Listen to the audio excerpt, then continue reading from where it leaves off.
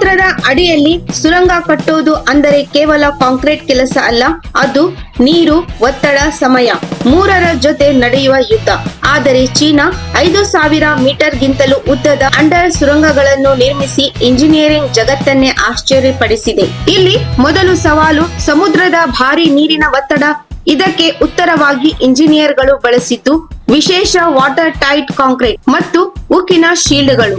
ಮುಂದೆ ಬಂದ ದೊಡ್ಡ ತಂತ್ರ ಟನಲ್ ಬೋರಿಂಗ್ ಮಷೀನ್. ಈ ದೈತ್ಯ ಯಂತ್ರ ನೆಲವನ್ನು ಕತ್ತರಿಸುತ್ತಾ ಒಂದೇ ಸಮಯದಲ್ಲಿ ಸುರಂಗದ ಗೋಡೆಯನ್ನು ಬಲಪಡಿಸುತ್ತದೆ. ಸಮುದ್ರದ ತಳಭಾಗದಲ್ಲಿ ಒಂದು ಸಣ್ಣ ಬಿರುಕು ಬಂದರೂ ನೀರು ಒಳಗೆ ಪ್ರವೇಶಿಸಬಹುದು. ಆದರೆ ಇಲ್ಲಿ ಸೆನ್ಸರ್ಗಳು ಪ್ರತಿ ಕ್ಷಣ ಒತ್ತಡ, ಕಂಪನ, ನೀರಿನ ಚಲನೆ ಎಲ್ಲವನ್ನು ಪರಿಶೀಲಿಸುತ್ತದೆ. ಸುರಂಗದೊಳಗೆ ಗಾಳಿ ಹರಿವಿಕೆ, ಪ್ರತ್ಯೇಕ ಮಾರ್ಗ, ಎಮರ್ಜೆನ್ಸಿ ನಿರ್ವಹಣಾ ದಾರಿಗಳು ಮತ್ತು 24 ಗಂಟೆ ಮೇಲ್ವಿಚಾರಣೆ.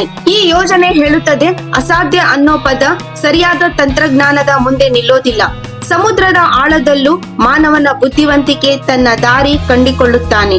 ಇದೇ ಆಧುನಿಕ ಇಂಜಿನಿಯರಿಂಗ್ ಶಕ್ತಿ.